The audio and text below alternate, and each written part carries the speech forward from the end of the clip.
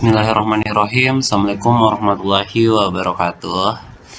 Nah, kembali lagi teman-teman, kita akan membahas materi. Nah, kali ini kita akan membahas materi terkait dengan fluida statis. Ya. Nah, jadi materinya fluida statis. Nah, sebelumnya kita harus tahu dulu ya apa itu fluida. Nah, jadi fluida ini itu adalah zat alir. Oke, jadi fluida itu adalah zat alir. Jadi zat alir yang termasuk ke dalam fluida itu adalah zat cair. Oke, jadi zat cair itu termasuk fluida, dan selain zat cair itu gas juga termasuk ke dalam fluida. Nah, karena kita membahas fluida statis, tentu kalau statis itu diam ya. Jadi kita di sini akan membahas fluida yang diam. Nah, jadi ada beberapa bagian atau subbagian dari fluida statis ini. Namun yang pertama kita bahas dulu terkait dengan konsep tekanan ya, sebelum kita masuk ke tekanan hidrostatis. Jadi konsep tekanan. Konsep tekanan.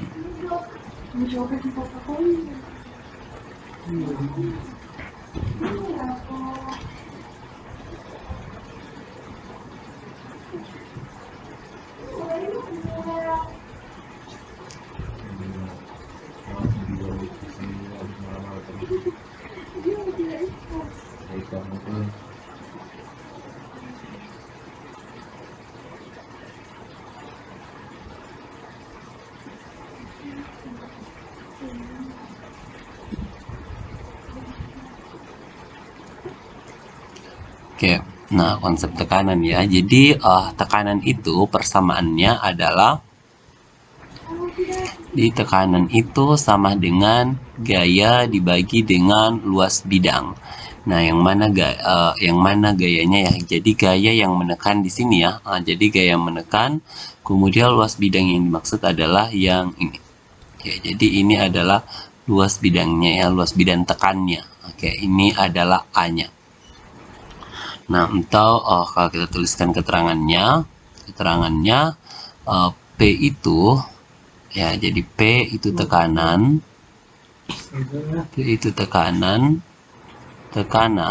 satuan dari P itu adalah Newton per meter pangkat 2. Oke, Newton per meter pangkat 2. Kemudian F itu adalah gaya, satuannya Newton. Kemudian A itu luas bidang tekannya, luas bidang satuannya meter pangkat 2. Nah, jadi tekanan ini tuh punya beberapa satuan ya. Jadi di sini kakak akan tuliskan konvensi satuannya. Oke, konvensi satuannya. Konversi satuannya. Nah, konversi satuannya. Nah, jadi 1 Newton per meter pangkat 2 itu sama dengan 1 Pascal. Oke, 1 Pascal. Kemudian 1 ATM, 1 atmosfer itu sama dengan 76 cm raksa. Oke, cm raksa. Kemudian 1 ATM juga itu sama dengan 1,01 kali 10 pangkat 5 Pascal. Oke. Nah, selanjutnya kita akan membahas terkait dengan tekanan hidrostatis. Namun kita bahas di page selanjutnya. Kita ganti page dulu. Nah, sekarang kita membahas tentang tekanan hidrostatis. Nah, apa sih tekanan hidrostatis itu? Jadi tekanan hidrostatis itu adalah tekanan yang dirasakan benda yang berada di dalam fluida ya. Tekanan hidrostatis ini tuh disebabkan oleh berat dari zat cair tersebut. Jadi maksudnya gimana ya? Ini misalkan nih saya sudah gambarkan ikan yang berenang dalam kolam, maka ikan ini tuh akan merasakan tekanan hidrostatis ya. Oke, dari zat cairnya. Oke, jadi ini tekanan yang dirasakan itu adalah dari berat zat cairnya. Nah, jadi tekanan yang dirasakan itu ya dari sini ya, dari ini. dari berat zat cair yang ada di atasnya ya. Nah, misal dari berat zat cair yang ada di atasnya. Nah, jadi ini bisa kita tuliskan gini. Nah, ini ada beratnya ya, beratnya M kali G misalkan ya, M kali G. Jadi M-nya zat cair dikali G. Nah, karena berat zat cair yang menekan ikan ini ya. Kalau kita kembali ke persamaan tekanan, di mana tekanan itu sama dengan F dibagi A, jadi F dibagi A, di mana gaya yang bekerja di sini itu kan sama dengan M kali G ya. Jadi ini bisa dituliskan M dikali G dibagi dengan A. Oke, M kali G dibagi dengan A.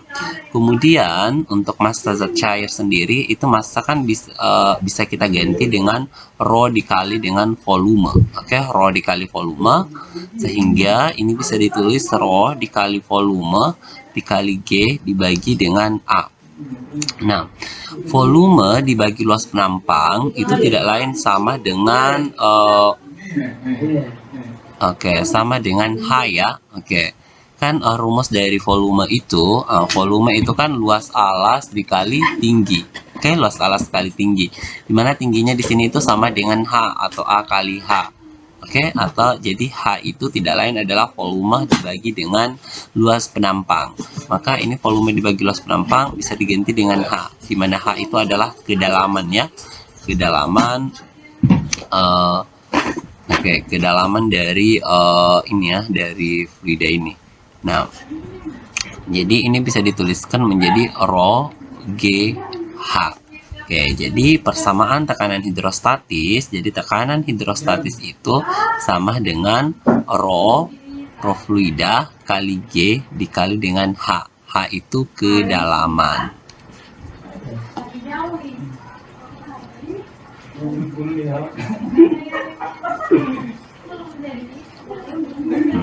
Kita kotakin nih, kotakin nih persamaan tekanan hidrostatis ya. Kita kotakin.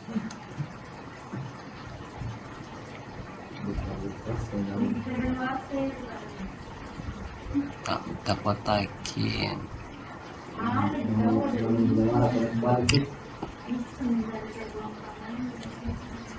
Nah, kita kotakin. Nah, kita kasih keterangan ya, di mana pH itu tekanan hidrostatis. Jadi pH itu tekanan hidrostatis.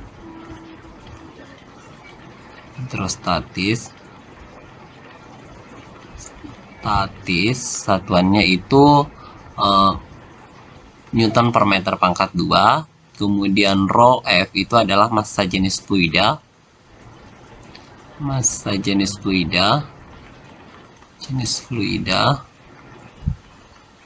Satuannya adalah kilogram per meter pangkat 3. Kemudian G itu percepatan gravitasi.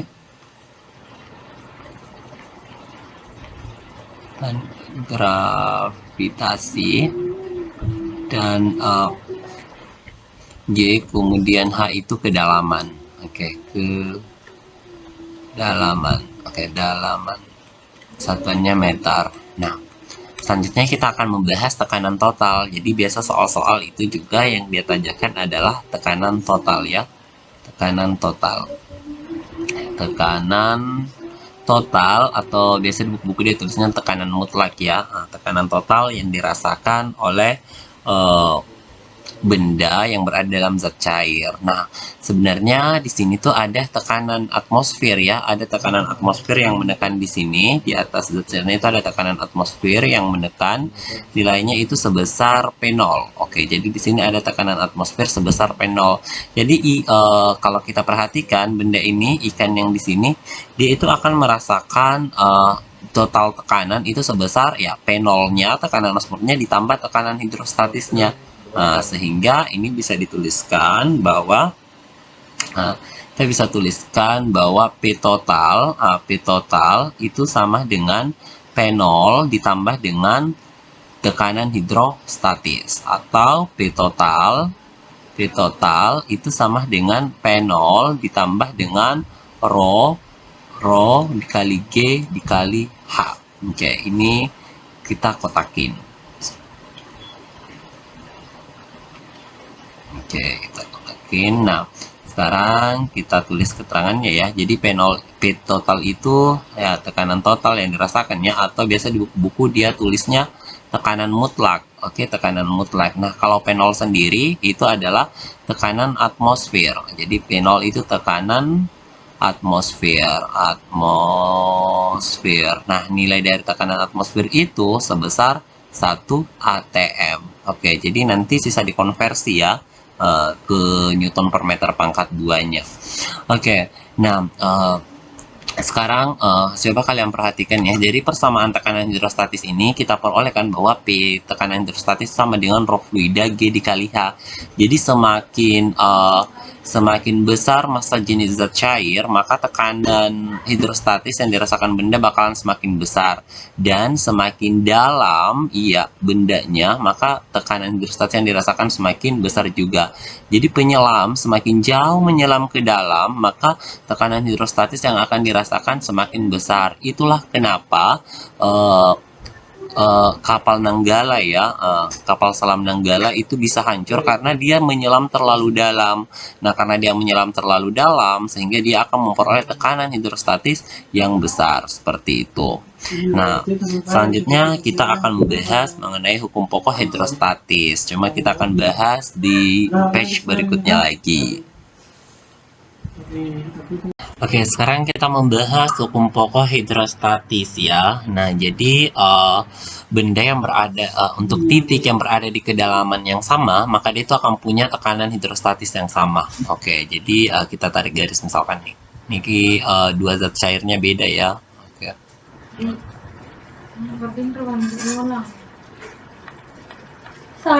Oke. Nah, oke ya. Jadi di sini misalkan ini adalah minyak. Oke, jadi ini minyak. Yang hijau ya, yang hijau itu minyak. Ini minyak. Oke, minyak. Oke, gini saja ya. Kemudian yang biru ini adalah air. Nah, jadi tekanan di titik yang sama ya, yang ini itu dia bakalan punya tekanan hidrostatis yang sama ya. Oke, kalau di kedalamannya sama, dia akan punya tekanan hidrostatis yang sama. Jadi kalau misalkan ini tuh titik A, ini titik B, maka tekanan di titik A dan di titik B itu sama ya. Jadi P di A itu sama dengan P di B. Oke, jadi P di A itu sama dengan P-nya di B. Oke. Nah, P di A sama dengan P di B. Nah, kemudian ini ada tekanan hidrostatisnya sesuai dengan kedalamannya ya. Ini kedalamannya kita sebut sebagai H minyak. Kemudian kedalamannya untuk yang ini itu kita sebut sebagai H air. Oke, H air. Nah, jadi tekanannya sebenarnya kan P0 ditambah di A itu kan P0 ditambah dengan tekanan hidrostatisnya minyak. Oke, minyak. Nah, ini sama dengan P0 ditambah dengan tekanan hidrostatis dari air. Oke, nah karena P0-nya ini sama, jadi ini bisa dicoret. Maaf, ini tambah ya di sini. Jadi kalau di sebelah dipindahkan akan saling meniadakan ya. Nah, atau bisa kita tuliskan bahwa tekanan hidrostatis minyak, oke, minyak itu sama dengan tekanan hidrostatis akibat air. Oke, ini bisa kita tuliskan juga rho minyak dikali G dikali dengan H minyak itu sama dengan rho air dikali G dikali dengan H air. Oke, seperti itu ya. Nah, selanjutnya kita akan membahas lagi hukum Pascal. Oke, jadi hukum Pascal. Hukum Pascal. Oke, hukum Pascal. Oke.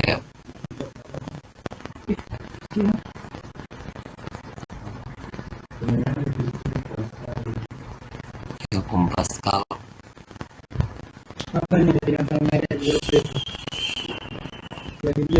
Oke, hukum Pascal.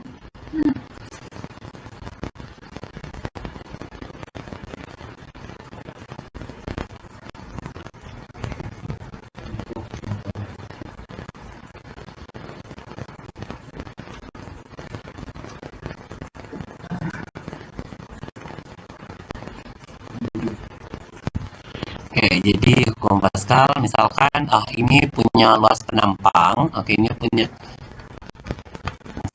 punya luas penampang A1. Jadi ini luas penampangnya A1, kemudian ini punya luas penampang A2.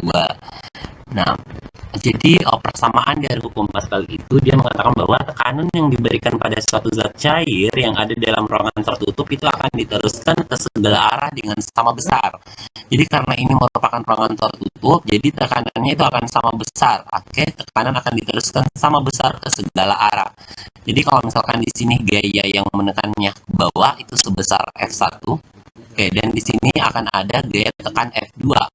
Nah, di mana gaya tekannya itu di mana tekanannya sama ya, akan diteruskan ke segala arah. Jadi kita bisa tuliskan gini, bahwa P1 itu sama dengan P2, di mana P itu adalah F per A. Jadi F1 per A1 itu sama dengan F2 per A2. Oke, seperti itu. Nah, namun biasanya di soal-soal itu yang disajikan itu adalah diameter dari luas penampangnya ya. Jadi yang biasa di soal-soal itu disajikan adalah diameter dari luas penampang. Nah, karena diameter dari luas penampang itu sebenarnya simpel saja ya, kita bisa ubah-ubah atau persamaannya. Di mana luas penampang untuk lingkaran, luas penampang untuk lingkaran itu persamaannya ada untuk lingkaran kan persamaan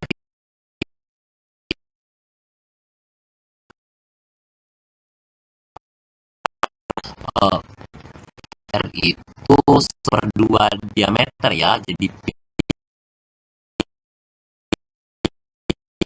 sama dengan 4.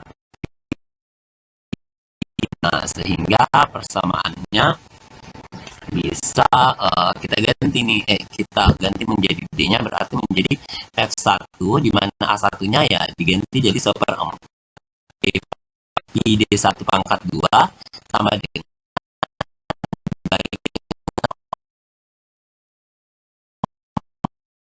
kita bisa coret nih 1/4 pi-nya. Jadi 1/4 pi-nya bisa dicoret sehingga persamaannya akan jadi per D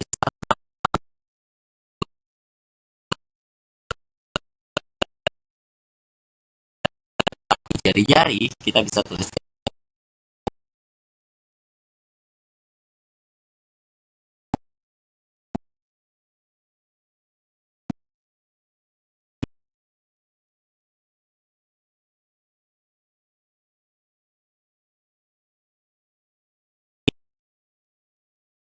Nah, sekarang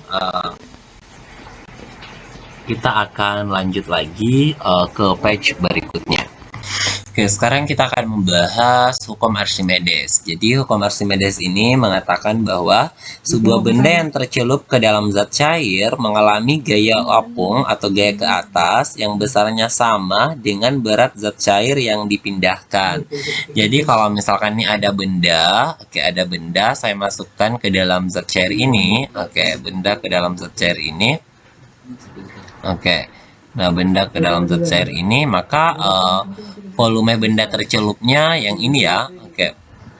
Jadi volume tercelupnya yang ini ya. Volume tercelupnya yang ini. Jadi ini volume tercelupnya. Volume tercelup atau volume yang masuk ke dalam fluida. Nah, otomatis volume benda yang volume zat cair yang dipindahkan juga pasti sebesar volume itu ya. Jadi yang pindah jadi karena tempatnya di sini kalau dimasukkan balok akan diisi oleh bagian balok ini sehingga akan ada fluida yang naik sehingga dia karena di sini ada corong jadi bakalan tumpah ke sini ya. Tumpah ke sini ya sebesar volumenya di sini ya. Atau itu sama dengan V fluida juga. Nah, jadi sesuai dengan hukum Archimedes yang menyatakan bahwa dia akan mengalami gaya ke atas yang besarnya sama-sama dengan berat fluida yang dipindahkan. Jadi berat fluida yang dipindahkan yang di sini ya M-nya fluida dikali dengan G. Di mana kita tahu bahwa massa jenis itu tidak lain adalah massa dibagi volume ya. Sehingga ini gaya beratnya bisa dituliskan massa fluidanya itu bisa diganti sama rho fluida dikali dengan volumenya fluida, oke, dikali G.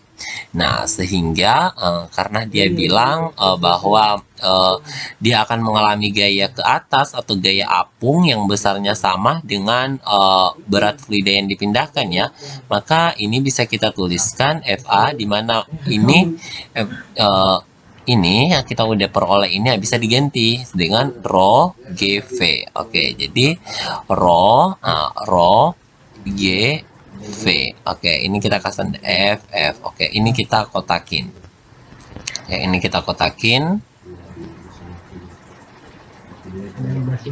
Oke, kita kotakin. Kemudian kita tulis lagi keterangannya dulu ya. Oke, jadi FA itu gaya apung. Itu gaya apung atau gaya Archimedes atau gaya ke atas. Oke, jadi sama ya, satuannya Newton. Kemudian untuk VF itu adalah volume benda yang tercelup dalam fluida. Oke, volume benda yang tercelup dalam fluida. Oke, dalam fluida. Oke, dalam fluida. Oke, satuannya meter pangkat 3 ya. Oke, untuk G itu percepatan gravitasi, dan rho F itu adalah massa jenis fluida. Oke, akibat benda ini memperoleh gaya apung. Oke, akibat bendanya memperoleh gaya apung sehingga akan mengakibatkan perbedaan massa benda ketika ditimbang di udara dan ketika ditimbang di dalam fluida. Oke, atau bisa kita tuliskan jadi berat benda di dalam fluida itu sama dengan berat benda di udara. Oke, berat benda di udara dikurang dengan gaya ke atas ya, atau ini bisa kita tulis gaya ke atas itu sama dengan berat benda di udara dikurang dengan berat benda dalam fluida. Oke, kita tulis keterangannya. Oke, jadi W udara itu adalah berat benda di udara, berat benda di udara, benda di udara. Oke, kemudian kalau WF itu adalah berat benda dalam fluida. Oke, dalam fluida. Oke, dalam fluida. Oke. Kemudian untuk benda homogen yang dicelupkan ke dalam zat cair, ada 3 kemungkinan yang bakalan terjadi, yaitu ada yang dikenal dengan melayang, tenggelam, dan terapung. Oke, nah kita buat dulu ini ya.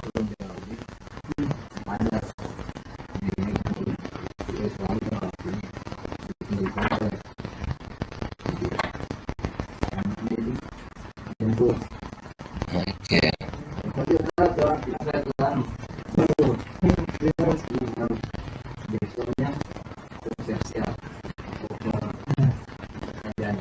Oke, kita gambar dulu.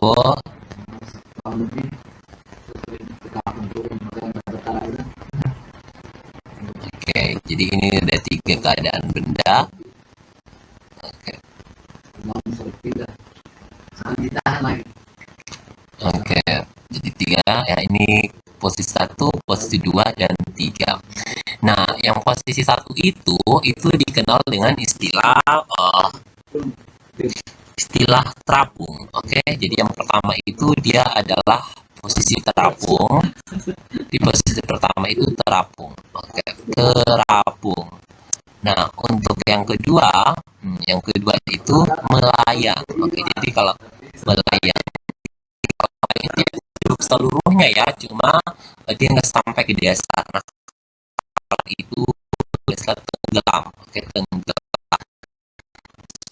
Benda itu terapung. Nah, jadi kalau benda yang terapung itu artinya massa jenis bendanya itu lebih kecil daripada massa jenis zat cairnya. Oke, jadi rho benda ini tuh lebih kecil dari rho fluida. Oke, rho fluida. Nah, kalau misalkan melayang itu massa jenis bendanya sama dengan massa jenis fluida. Ya, yang tenggelam jenis bendanya itu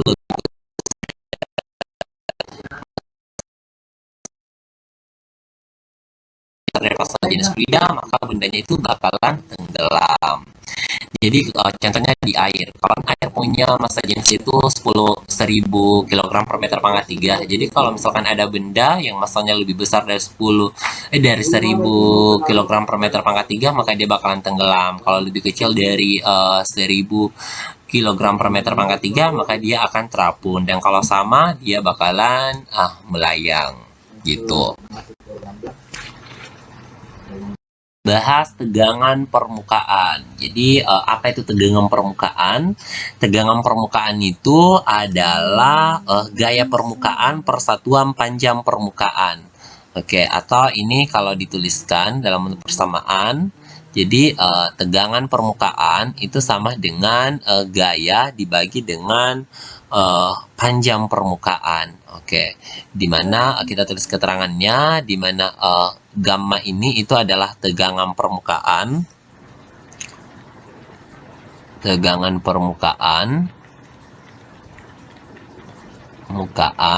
satuannya Newton per meter, kemudian F itu gaya permukaan,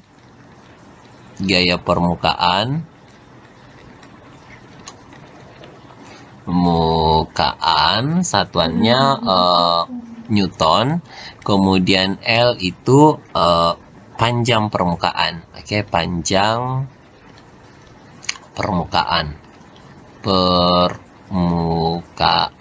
satuannya meter. Oke. Nah, jadi tegangan permukaan ini, akibat tegangan permukaan ini tuh ada beberapa kejadian yang aneh ya terlihat. Contohnya adalah serangga yang dapat hinggap di permukaan air. Itu diakibatkan oleh tegangan permukaan. Jadi peristiwa lain yang disebabkan oleh tegangan permukaan, yakni permukaan zat cair itu cenderung mempunyai luas yang sekecil-kecilnya. Contohnya itu tetesan air hujan yang cenderung berbentuk bola. Gitu. Nah, dan yang kedua adalah permukaan zat cair yang cenderung mirip kulit elastis yang lihat ya. Contohnya nyamuk itu dapat hinggap di permukaan air gitu. Nah, sekarang kita lanjut ke kapilaritas. Oke, jadi kapilaritas ini tuh adalah gejala naik turunnya permukaan zat cair di dalam pembuluh yang sempit atau dalam pipa kapiler. Nah, di sini saya sudah buatkan dua ya. Pertama ya raksa, pertama air, dan yang kedua itu raksa. Nah, di sini terlihat dua perbedaan ya. Jadi kalau di air itu terbentuknya meniskus cekung, sementara di raksa itu terbentuknya meniskus cembung. Nah, kenapa hal ini bisa terjadi? Nah, kenapa kalau air terbentuknya meniskus cekung? Itu disebabkan karena adhesi air dengan kaca, untuk kaca di pipa kapiler ini tuh lebih besar dibanding kohesi antar air ya, antar molekul air. Nah, kenapa ini bisa terbentuk meniskus cembung pada raksa? Itu karena gaya kohesi antara raksa itu lebih besar dibanding dengan adhesi antara raksa dengan kaca. Nah, kemudian kalau kita mau tahu berapa kira-kira kenaikan permukaan airnya, oke, jadi kenaikan permukaan airnya yang ini ya, oke, ini ke bawah, ini H, kalau yang ini ke bawah H-nya ya.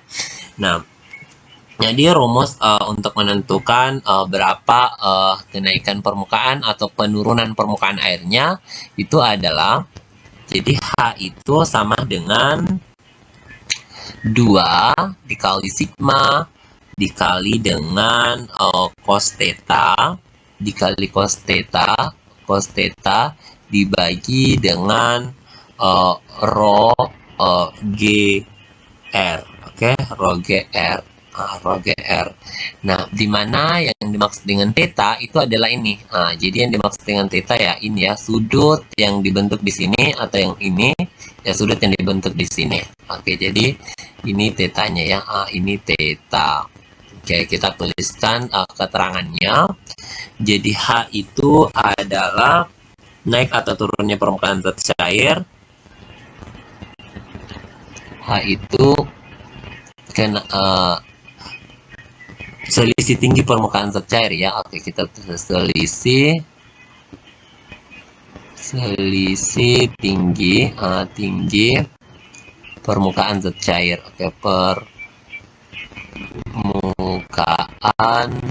zat cair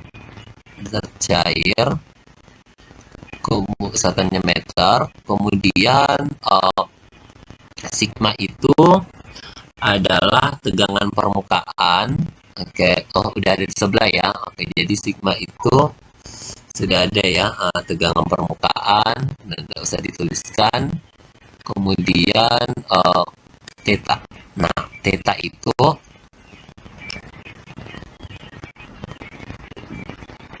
sudut kontak ya. Jadi theta itu sudut kontak permukaan zat cair. Kontak permukaan zat cair. Zat cair satuannya derajat. Kemudian kalau rho itu massa jenis zat cair.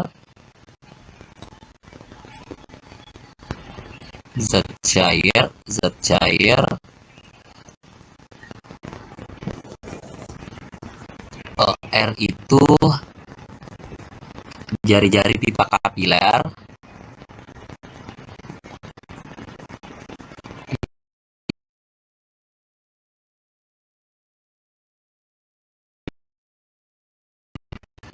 Kemudian G itu percepatan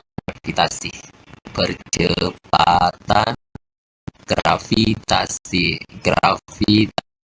Nah, mana yang dimaksud dengan pipa kapilernya ya yang ini ya. Jadi ini pipa kapilernya. Jadi jari-jari pipa kapiler ini itulah R-nya gitu.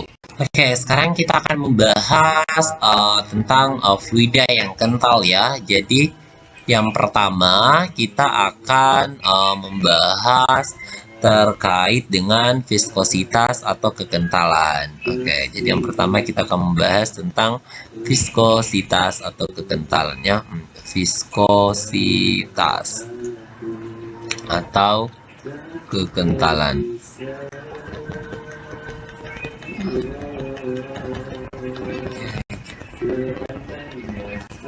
Oke, viskositas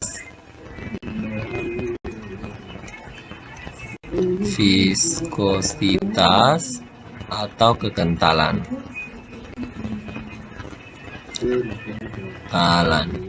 Oke, jadi dalam fluida itu diperlukan gaya untuk menggeser satu lapisan fluida terhadap yang lainnya, sehingga persamaannya itu F. F itu sama dengan ini eta dikali A dikali V. Oke, eta dikali A dikali V. Oke, dibagi dengan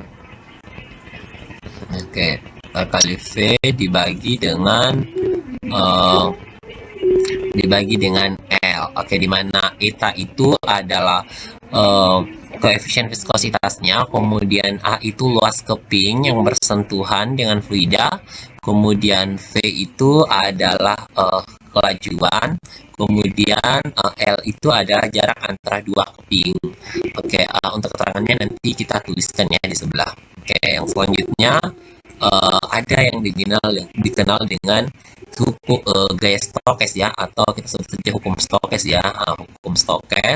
Hukum Stokes itu membahas tentang gaya Stokes yang bekerja pada benda, atau gaya Stokes itu nama lainnya adalah gaya hambat pada fluida yang kental. Oke, jadi persamaan dari gaya Stokes itu, F Stokes itu adalah 6 dikali Pi dikali eta dikali R dikali dengan V. Nah, selanjutnya ada yang dikenal lagi dengan kalau maksud fluida yang kental ini biasanya ada juga soal terkait kecepatan terminal. Kayak kecepatan benda yang bergerak di dalam fluida kental ya, kecepatan terminal. Nah, apa itu kecepatan terminal?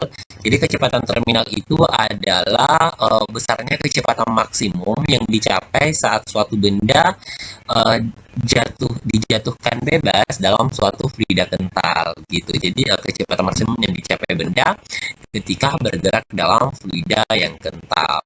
Nah, jadi persamaan dari kecepatan terminal kita tulis FT, FT ya, terminal, kecepatan terminal, VT ya, maaf bukan F tapi VT itu tidak lain adalah 2/9 R pangkat 2 kali G dibagi dengan eta dikali rho benda dikurang dengan rho fluida. Oke, rho benda, rho fluida. Nah, kita tulis keterangannya. Oke, kita tulis keterangannya. Kita mulai dari yang persamaan untuk gaya yang diperlukan untuk menggeser satu lapisan fluida ya. Kita tulis F. F itu adalah gaya yang bekerja. Oke, gaya yang bekerja. Oke, satuannya Newton. Kemudian A itu luas keping yang bersentuhan dengan fluida.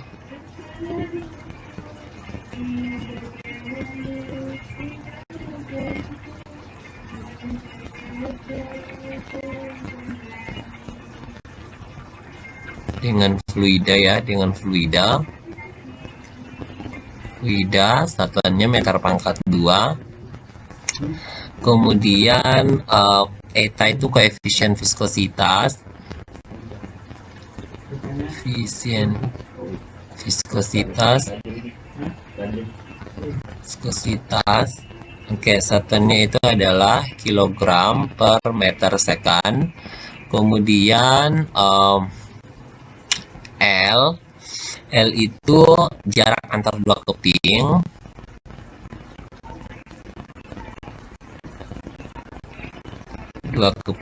Oke, satuannya ini meter.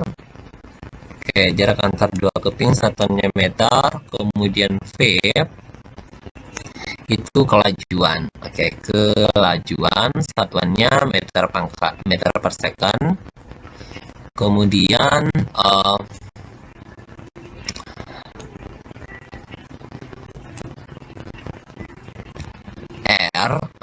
R ya. R itu adalah jari-jari bola. Oke, jari-jari bola maksudnya jari-jari bola ya. Jadi benda yang dijatuhkan di dalam fluida itu adalah berbentuk bola ya. Kalau berbentuk bola, kayak jari-jari bola ya. Jari-jari bola. Tanya meter. Kemudian rho B itu adalah massa jenis benda. Massa jenis benda satuannya kilogram per meter pangkat 3. Kemudian rho F itu adalah massa jenis fluida. Massa jenis fluida satuannya kilogram per meter pangkat 3.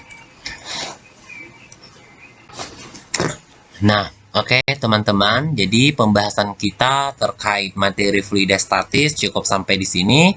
Semoga bisa dipahami. Oke, jangan lupa untuk di-like dan di-share ke teman-temannya supaya kita bisa berbagi ilmu pengetahuan. Sekian, terima kasih. Assalamualaikum warahmatullahi wabarakatuh.